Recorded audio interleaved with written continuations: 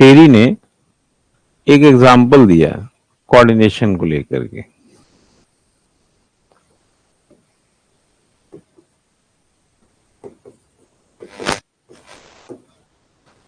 Coordination संगठन का एक प्रकार से फर्स्ट थ्योरी हम मान के चलें। वैसे तो डिसीजन मेकिंग को साइमन बोलता है, कम्युनिकेशन को मिलेट बोलता है, उन्हें बोलता है coordination is a first theory of organization. मतलब मिलेट बोलता है कि first theory of communication, first theory of decision making Simon बोलता है। उसी तरह मूने भी बोलता है कि coordination is the first theory of first principle है, थ्योरी जो भी बोल दीजिए। यानी कि मूने पहला सिद्धांत बताता है, कोऑर्डिनेशन पहला सिद्धांत है। लेकिन सिद्धांतों में और विचारकों को जाएंगे तो जैसे मिलेट बताएगा कि रक्त जो ये संचार है वो प्रथम सिद्धांत है। डिसीजन मेकिंग के पॉइंट ऑफ व्यू देखें, साइमन कहता है कि निर्णय करना जो है, निर्णयन जो है वो फर्स्ट सिद्धांत है। तो सब लोग जितना एक ही वही चीज है कि एक ही घर के अलग अलग चीजें लोगों को पसंद आई है, तो ऑर्गेनाइजेशन के भीतर ही बिना डिसीजन मेकिंग के आप कोई आगे नहीं बढ़ सकते, बिना कम्युनिकेशन के डिसीजन मेकिंग को आगे नहीं बढ़ा सकते, और बिना कोऑर्डिनेशन के आप ऑर्गेनाइजेशन का पर्पज नहीं पा सकते। तो सब वही है, जैसे कोई बोले कि आंख बड़ी इंपॉर्टेंट है, कोई बोले कि नहीं मुंह भी बड़ा इंपॉर्टेंट है, कोई बोले यार वो सुना ही नहीं देगा तो फिर कैसे होगा, कान भी बड़ा इंपॉर्टेंट है, ये है वो। तो सब लोगों ने अपना अलग अलग इंपॉर्टेंस बताया, ठीक है, कि ये नहीं तो फिर शरीर, ये नहीं तो वो नहीं तो ये, इस तरीके से बोला।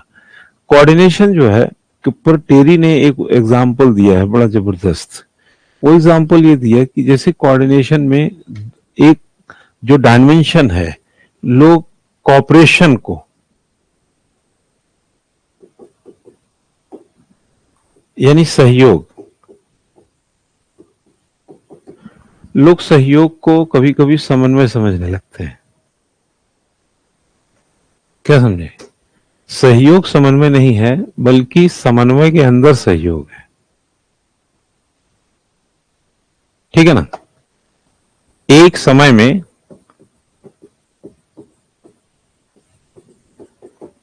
समय में किया गया जो कार्य है, अगर माना 10 लोग हैं और 10 किसी काम को अलग अलग टाइम पे करते हैं, एक सुबह 5 बजे करता है, एक 6 बजे करता है, एक 7 बजे, एक 8 बजे, एक 10 बजे, 11 बजे, माना 10 लोग हैं, 10 तरीके के समय में कोई काम करते हैं, तो काम में वो सहयोग कर रहे हैं, कॉपरेशन है ये, ठीक है। लेकिन कोऑर्डिनेशन नहीं है। कोऑर्डिनेशन है कि एक समय में किया गया कार्य, यानी ये 10 लोग एक काम को एक समय में करें तो कोऑर्डिनेशन हो जाए। इसका मतलब है कि कोऑर्डिनेशन के भीतर कॉपरेशन निहित है, लेकिन कॉपरेशन फिर भी ठीक है, लेकिन उसको कोऑर्डिनेशन नहीं कह सकते, यानी कॉपरेशन ही कोऑर्डिनेशन नहीं है। अब देखो, टेरी ने इसको लेकर के एक एग्जाम्पल दिया। टेरी ने कहा कि एक बच्चा सुबह की 4 बजे की ट्रेन पकड़नी थी और डाइनिंग टेबल पे सभी ने रात का खाना खाया, उसके मदर फादर खुद उस बच्चे ने, और 4 बजे ट्रेन पकड़ने का बातों का कुछ चर्चा हुआ, अपने रूम में जाके सो गया। सोने से पहले उसने सोचा कि घड़ी की सुई को हम आधा घंटा अगर आगे बढ़ा देते हैं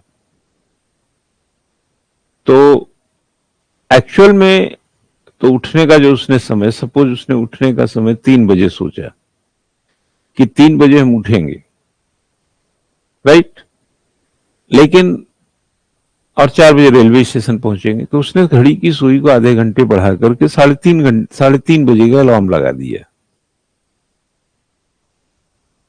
कि उठेगा तो 3:30 बजे, बट एक्चुअल में टाइम रहेगा 4 बजे का। तो 3:30 4 के बीच का एक प्रेशर लेगा, लेकिन बिफोर पहुंचेगा रेलवे स्टेशन। लोग घड़ी का देखे होंगे, दफ्तर जाने वाले कहीं वाले अपनी घड़ियों के 5 मिनट कभी कभी आगे बढ़ा के रखते हैं कि क्या इधर उधर तो चलेंगे उस टाइम से, लेकिन लेट होने पे भी लेट नहीं होंगे। अगर 2-4 मिनट लेट होते हैं अपनी घड़ी से तो लेट नहीं होंगे। उसके फादर जो है वो सो गया, उसके रूम में गए, उनको लगा कि ये सुबह अलार्म कहाँ सेट किया होगा, अगर हम आधे घंटे घड़ी की सुई को आगे बढ़ा देते हैं तो अलार्म जब बजेगा तो इसके पास तैयार होने के लिए पर्याप्त टाइम रहेगा। उन्होंने आधे घंटे की घड़ी को आगे बढ़ा दिया। यही माँ ने भी किया जाकर के, वो क्यों पीछे रहे। तो उसने भी जाकर के, ये बताने का एक तरीका है, ये हुआ है कि नहीं हुआ है, बट एक उसका विचार कैसे समझाए। तो उसकी माँ ने भी जाके आधे घंटे उसे आगे बढ़ा दिया। अब जब अलार्म बजा तो बजा तो घड़ी में 3:30 था, लेकिन एक्चुअल में घड़ी 1.5 घंटा बिफोर हो गई, तो इस हिसाब से वो 2 बज रहा था। एक्चुअल टाइम उसमें तो 2 था, लेकिन बजा 3:30। तो साइकोलॉजिकल वो बच्चा तो अपना आधा घंटा वाला चाहे जो समझ रहा, लेकिन उसको 3:30 ही समझ रहा। तो नहा धो के तैयार होकर एक प्रकार से अपना रेलवे स्टेशन जो भी वॉट एवर किया। लेकिन टेरी यहां पे कहता है कि कोऑर्डिनेशन की कमी के कारण, कॉपरेशन सबने किया, सभी ने कॉपरेट किया, पिताजी ने भी कॉपरेट किया, उसकी मदर ने कॉपरेट किया, लेकिन सब में, और स्वयं उसने आधे घंटे घड़ी को आगे बढ़ाया, लेकिन कोऑर्डिनेशन नहीं था। कोऑर्डिनेशन की कमी के कारण उस बच्चे की 1 घंटे की नींद मारी गई। वो 1 घंटा जो उसके मदर फादर ने आधे घंटे बढ़ा दिया था। तो कॉपरेशन की अगर कमी हो, कोऑर्डिनेशन की कमी होगी तो ऑर्गेनाइजेशन मितव्ययी नहीं होगा, नुकसान होगा। क्या समझे? हाँ, ज्यादा नुकसान होगा, और छोटे छोटे नुकसान बड़े बड़े नुकसान बन जाते हैं मिल करके, और ऑर्गेनाइजेशन की गले की हड्डी बन जाते हैं। दूसरा है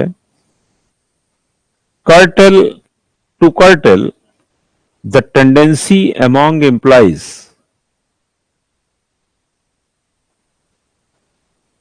the curtail to curtail the tendency among employees to attach too much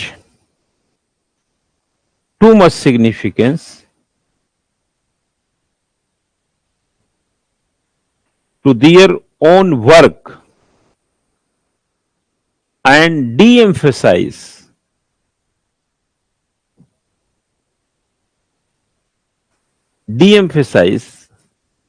others work। समझ लीजिएगा इसको। नेक्स्ट है to prevent the tendency of empire building, to prevent the tendency of empire building, this is a explanation या expansion word लिखे, that is कर ले ज्यादा अच्छा, that is expansion of one's own activities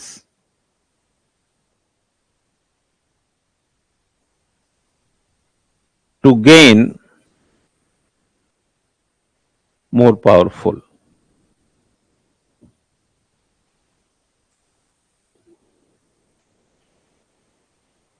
एक और लिखें, to check the narrow perspective of specialist, narrow perspective of specialist who engage in different and a specific aspect of work।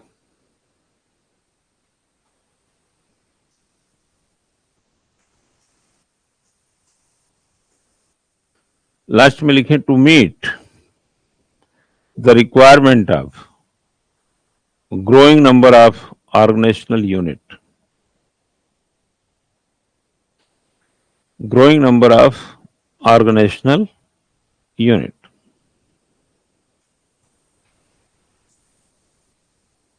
ऐसा समझिए कि कोऑर्डिनेशन कई चीजों की श्योरिटी ले लेता है।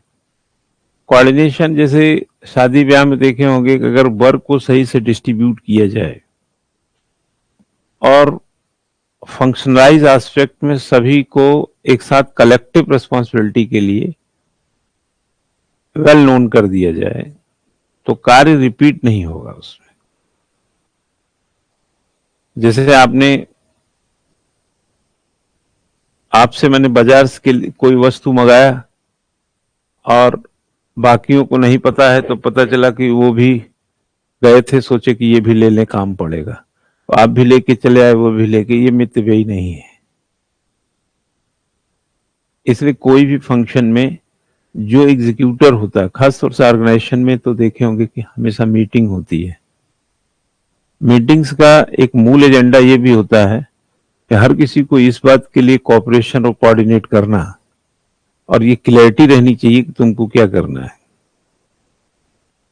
ये जो पुलिस वाले चौराहे पे खड़े रहते हैं, इनको कोऑर्डिनेट ही तो किया जाता है कि कोई एमकेपी के चौराहे पे रहेगा, कोई असले हॉल पे रहेगा, कोई यहाँ रहेगा। ऐसा नहीं हुआ होगा कि दो पुलिस वाले कहें यार तुम्हारी भी ड्यूटी है, मेरी भी यहीं लगा दी है यार।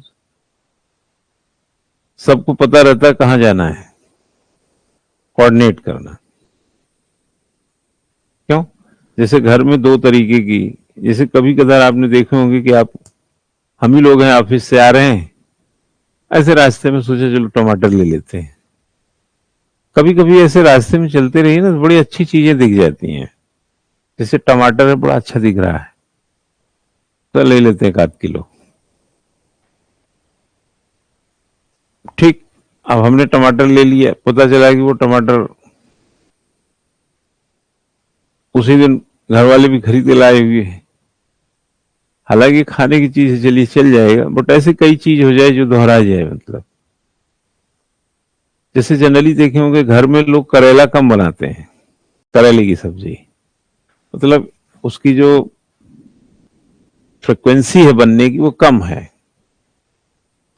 तो एक दिन हम तो करेला बहुत शौक से खाते हैं, तो एक दिन हम करेला ऐसे ले लिए।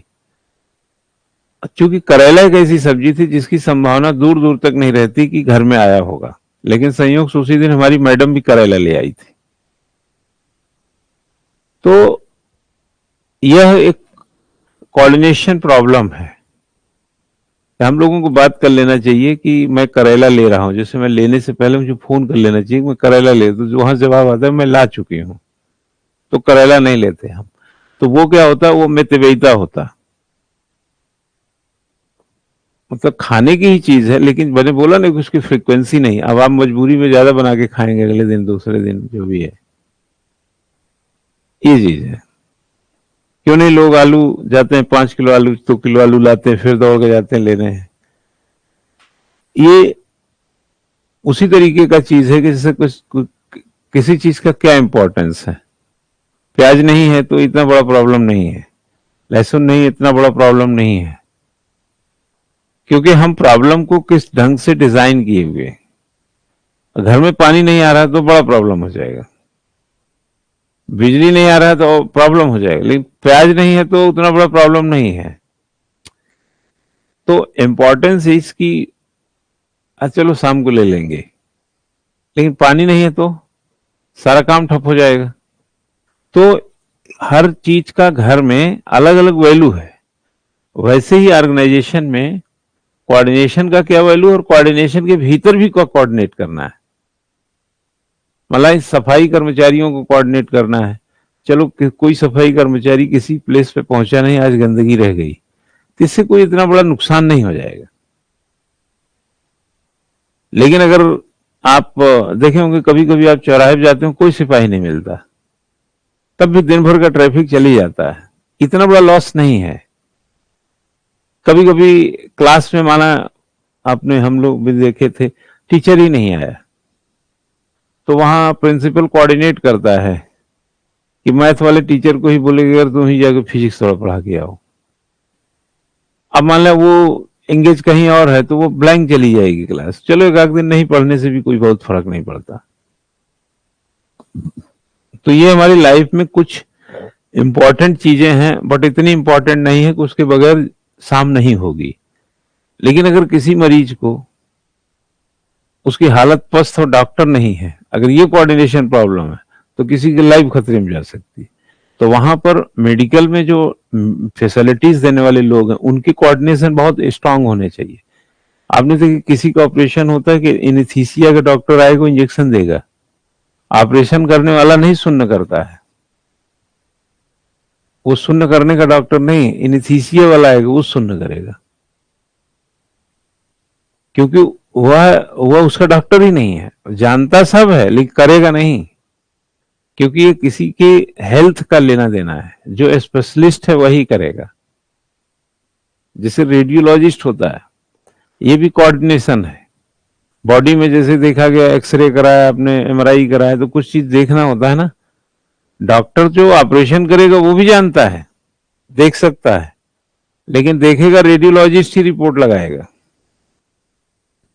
अगर उसने कह दिया कि ये आइटम है यहां पर, ऑपरेशन करके इसको निकालना है, और उसने गलत तरीके से देख लिया, तो पेट तो फाड़ चुके हैं और निकला कुछ नहीं। तो पेट फाड़ने वाला जो डॉक्टर है, सर्जन है, उसको भी आइडिया आता है कुछ है, लेकिन वो उसके रिपोर्ट का जिम्मेदार नहीं है, वो रेडियोलॉजिस्ट है। ये सब के कोऑर्डिनेशन से तब एक व्यक्ति स्वस्थ होकर अस्पताल से बाहर आता है। और इसी में अगर रेडियोलॉजिस्ट नहीं है तो वो कुछ नहीं, एनेस्थीसिया वाला नहीं है, नहीं करेगा ऑपरेशन। समझे ना? टेक्निक्स लिखें, टेक्निक्स।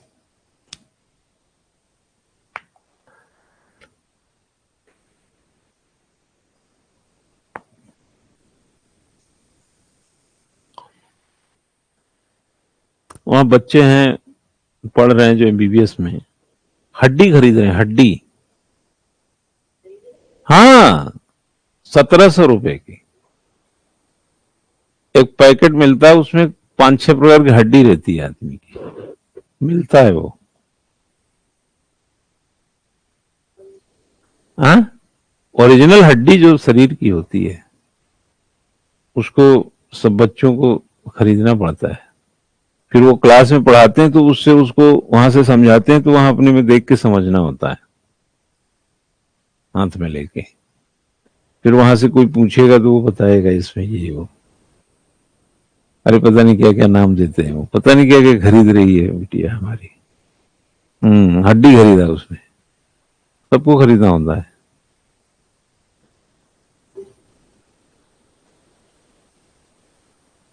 देखो, following are the techniques or means of coordination. Following are the techniques or means of the coordination.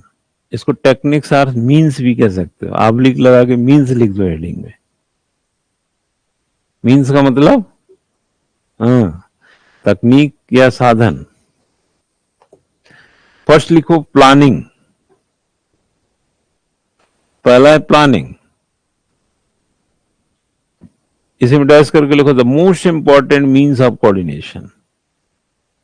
Planning जो है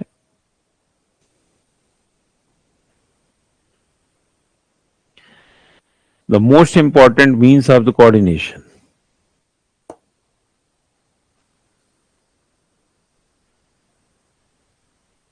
ये बहुत इंपॉर्टेंट है, बच्चा प्लानिंग नहीं है तो आगे नहीं कर सकते कुछ, है ना। सबसे पहले प्लान ही लाना पड़ता है दिमाग में। देखो, अगर इसको उस पैरामीटर पे देखोगे ना, तो जैसे कि क्या बोला है, प्लानिंग का मतलब होता है नियोजन। अगर आप नियोजन नहीं करेंगे तो आगे बढ़ेंगे नहीं। इसीलिए अगर गुलिक में जाएंगे तो उसने पोषकार की बात कही, हेनरी फ्यूल के पास जाएंगे तो पीओसी सीओसी की बात कही। यहाँ सीओ कोऑर्डिनेशन है, यहाँ भी सीओ कोऑर्डिनेशन है। ये एक प्रकार से एलिमेंट ऑफ मैनेजमेंट कह सकते हैं। ये दोनों एलिमेंट ऑफ मैनेजमेंट और कोऑर्डिनेशन से पहले ये देखे होंगे कि तो कोऑर्डिनेशन एक टेक्निक क्या है, इसमें कह रहा है technique of means of coordination that is planning, और दूसरा क्या कहता है इंस्टीट्यूशनल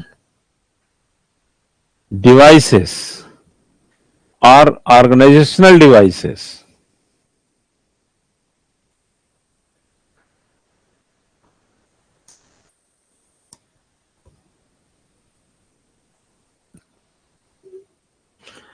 इंस्टीट्यूशनल डिवाइसेस और ऑर्गेनाइजेशनल डिवाइसेस, जैसे लाइक दैट लिख लीजिएगा, जैसे like inter departmental meetings,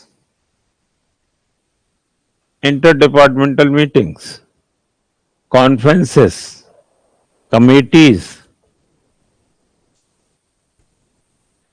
staff units, coordinating officers and so on।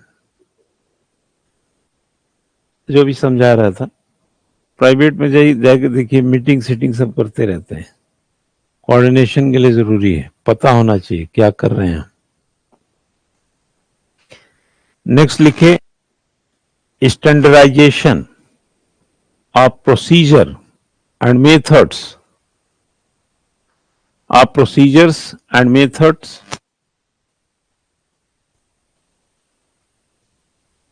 like manuals, regulations, etc. Manuals, regulations, etc.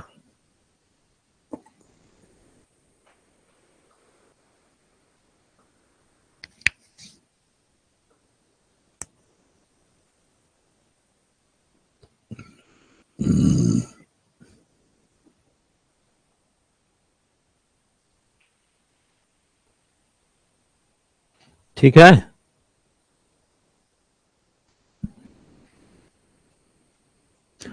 Next लिखिए centralised housekeeping agencies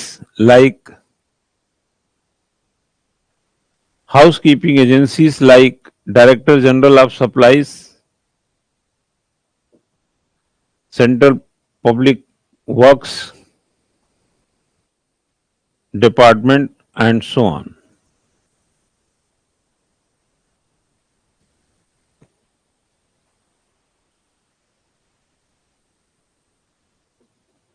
Next, verbal and written communication। Verbal and written communication,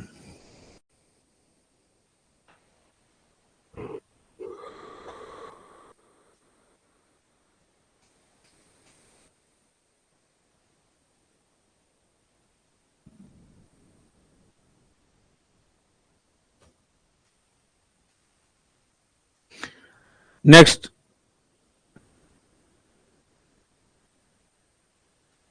in calculation ऐसा लिखो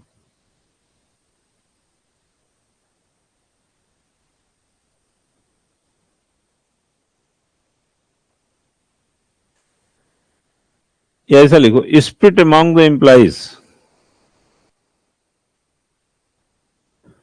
split among the employees. ऐसा होता है बच्चा जब चीज को कोऑर्डिनेट किया जाता है आपस में, जब बात होती है ना, तो सबके बीच में एक स्पिरिट, कर्मचारियों के बीच में एक स्पिरिट आता है। Coordination that is a masterpiece of organization. अगर जैसे घर के सभी सदस्य एक साथ खाना खाते हैं, है ना, घर के सभी सदस्य एक साथ खाना खाते हैं, घर के सभी सदस्य किसी ओकेजन में एक साथ शामिल होते हैं, जैसे आप पटाखा एक साथ बजाइए, खाना एक साथ खाइए, कुछ और भी XYZ घूमने टहलने का, तो आप देखेंगे कि स्पिरिट अमॉन्ग जो है फैमिली या मेंबर्स के बीच में ज्यादा रहती है। उसमें क्या होगा कि एक दूसरा जो है दूसरे के साथ होने से पर्पज एम को डिनाई नहीं करेगा और साथ में अपने वर्क के प्रति अलर्ट रहेगा और डिसिप्लिन को डैमेज नहीं होने देगा।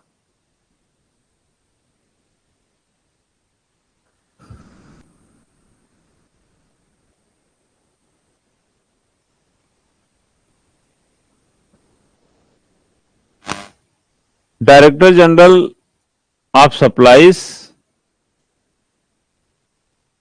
कामा लगा के दूसरा लिख लो central public works department and so on.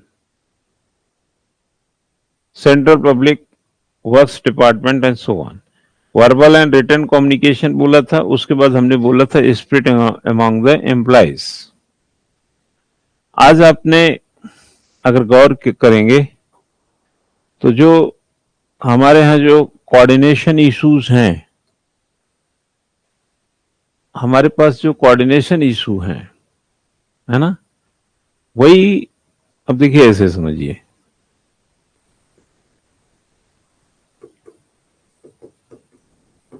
यानी समन्वय इधर आइए, यानी सहयोग, ठीक है ना, सहयोग और प्लस समन्वय कर दिया जाए तो कई पर्पज बड़े आसान हो जाते हैं। एक प्रकार से ईज ऑफ लिविंग में, डूइंग बिजनेस में इसका बड़ा अच्छा रोल हो जाता है अगर सब चीजें कोऑर्डिनेट हो। जोमेटो वाले किस पे बिजनेस चलाते हैं? कोऑर्डिनेशन पे।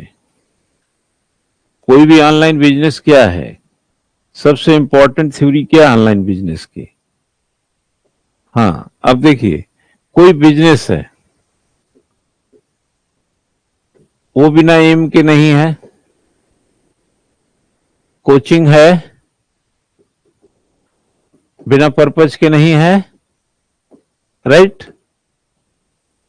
आप ऑनलाइन ऑफलाइन कोई भी सेगमेंट में चले जाइए, ऑनलाइन में चले जाइए, ऑफलाइन में भी चले जाइए, आप अगर कोऑर्डिनेशन प्रॉब्लम है तो मैं आपको बता रहा हूं कि ये नैरेटिव फेलियर में चला जाएगा। क्यों? ये जोमेटो वाला हो या कोई ऑनलाइन बिजनेस वाला हो, आप देखिए खाने को ऑर्डर करते हैं और थोड़ी देर में तय समय सीमा के भीतर वो आपके घर पे होता है। ये कितनी बड़ी चेन है कोऑर्डिनेशन की। और ऐसा भी नहीं है कि एक आया तो दूसरा भी लेके तुरंत आ रहा है आपके यहां। कोऑर्डिनेशन इतना स्ट्रांग है कि रिपीट नहीं हुआ, डुप्लीकेसी नहीं है यहां पे। ऐसा नहीं है कि कार्य को रिपीट किया जा रहा है, अरे तुम दे आए, अरे और मैं भी वहीं जा रहा था, ऐसा भी नहीं हो रहा। क्यों? तो जितने भी कारोबार चल रहे हैं, जो लोग जितना बेटर कोऑर्डिनेशन से, मुने ने कहा कि coordination is the first theory of, first principle of organization, जिन्होंने कोऑर्डिनेशन को फर्स्ट प्रिंसिपल पे रखा है उसमें कॉपरेशन भी है और पर्पज भी हल हो रहा है।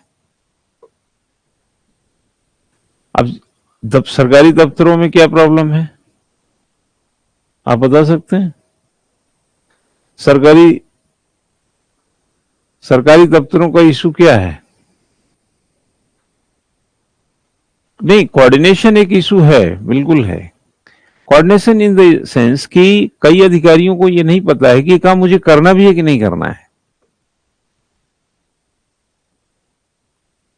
पब्लिक, अभी एग्जाम्पल आपको देते हैं, जितने प्राइमरी के टीचर हैं उनको जनगणना में लगाते हैं, उनको इलेक्शन में और कहीं पर किसी काम में लगाते हैं, है ना? आप जानते हैं कि जब भी हमारे देश में इलेक्शन होते हैं, यूनिवर्सिटी से लेकर प्राइमरी स्कूल के टीचर तक सब महकमा उसमें डाल दिया जाता है। वो कोऑर्डिनेट करने के लिए क्यों नहीं तैयार होते? वो सहयोग करने के लिए क्यों नहीं तैयार होते? मैं कई ऐसे लोगों को जानता हूं जो इलेक्शन ड्यूटी से नाम कटवाने के लिए बहुत प्रयास करते हैं। उनका काम कॉलेज में या यूनिवर्सिटी में पढ़ाने का है, लेकिन उनकी लग गई इलेक्शन में ड्यूटी, तो वहां वो कॉपरेट नहीं करना चाहते। चाहे जो बहाने करने पड़े, चाहे जो करना पड़े, मेरे यार नाम कट जाता वहां से। मालूम है क्यों? वो कॉपरेट इसलिए नहीं करना चाहते क्योंकि कोऑर्डिनेशन प्रॉब्लम है वहां पे। What do mean coordination problem? Coordination problem in the sense, जो हायरार्की होती है ना, उस हायरार्की के वो बाहर हैं। जैसे यूनिवर्सिटी का एक प्रोफेसर है, उसकी हायरार्की में एसडीएम नहीं है, पुलिस नहीं है। और जो ये अथॉरिटियन पर्सन होते हैं, जो एक प्रकार से डिसीजन मेकर हैं, इसको कोऑर्डिनेट करने के लिए जो जिम्मेदार है, उनका ट्रीटमेंट जो होता है वो अथॉरिटियन के तौर पर होता है। एक प्रकार से उनके साथ सबऑर्डिनेशन का बिहेवियर करते हैं, सबऑर्डिनेट कल्चर का। जबकि वो अपने यहां जो जिस काम में ढल गया है, जैसे माना एक इंटर कॉलेज का लेक्चरर है और वो बरसों बरस से 20 साल से लेक्चरशिप कर रहा है, आपने उसको इलेक्शन में ड्यूटी लगा दिया। इलेक्शन इन द सेंस कि वो क्या करेगा, सुबह से जाकर के बक्सा लेने के लिए पहले लाइन लगाएगा, फिर चुनाव नाव करा करके बक्सा जमा करने का भी लाइन लगाएगा, राइट? तो जो उसका हायरार्की है, उसमें वो कॉलेज में जाकर के अटेंडेंस वगैरह किया और अपने physics, chemistry, math, zoology, botany, history, अंग्रेजी, हिंदी जो भी पढ़ाता है, वो पढ़ाने का काम करता है। बच्चों को लर्न बिहेवियर भरता है, मॉरल भरता है, सिखाता है, और अपने अंदर एक गुड फेथ और गुडनेस को फील करता है। अब चूंकि जिस डिपार्टमेंट के साथ उसका काम पड़ रहा है, उसके साथ उसका कोई कोऑर्डिनेशन नहीं है। ऐसे नहीं कि हर सप्ताह, हर दूसरे दिन एसडीएम के साथ, डीएसपी के साथ, कोई कंट्रोलर है फलाना, उसके साथ मीटिंग हो रही है उसकी। उसका काम है कॉलेज स्कूल में जाता, अपना यूनिवर्सिटी में काम किया, घर गया।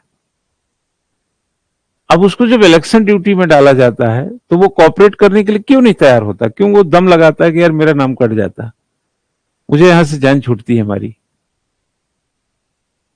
क्योंकि उसको जो डिग्निफाई करके अपनी लाइफ में चलता है ना, उससे वो विपरीत काम मिलता है। वहां पे लाइन में लगना है, उसको नियंत्रण करने वाले लोग हैं, चार बात सुनाने वाले भी लोग हो सकते हैं। और जो अथॉरिटियन पर्सन है, मान लो जैसे एसडीएम है, डीएम है, या पुलिस के लोग हैं, या कोई कंट्रोलर टाइप का और है जो हेड कर रहे हैं, वो चूंकि पब्लिक फेम में एक पॉपुलर चेहरे के तौर पर या पॉपुलर पद के तौर पर उनकी अथॉरिटी एक्सेप्टेबल है, तो उनकी डीलिंग जो होती है, वो जो डील करते हैं लोगों को, उसमें अथॉरिटीनेस होते हैं। और जो प्रोफेसर्स और ये लेक्चरर्स जाते हैं, ये एक मॉरल एस्पेक्ट लेके जाते हैं। तो वो इनके सबऑर्डिनेट नहीं है, बट ट्रीटमेंट अगर सबऑर्डिनेट जैसा कर दें तो उनको आघात पहुंचता है। तो इसमें सबसे बड़ी प्रॉब्लम क्या होती है? कोऑर्डिनेशन की। कोऑर्डिनेशन प्रॉब्लम में ही कोऑपरेशन भी है, इसलिए कोऑपरेट करने के लिए तैयार है। अभी किसी कॉलेज के, जैसे हम ही हैं, हम किसी भी ऐसी संस्था में क्यों जाएंगे जो हमको एज ए सबऑर्डिनेट ट्रीट करेगा? क्यों? ठीक है, क्या लिखा है? References and clearance like with finance ministry.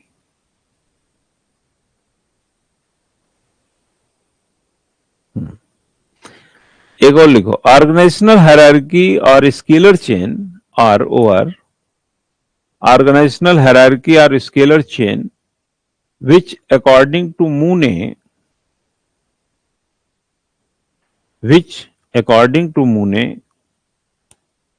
constitutes the universal process of coordination. The universal process of coordination.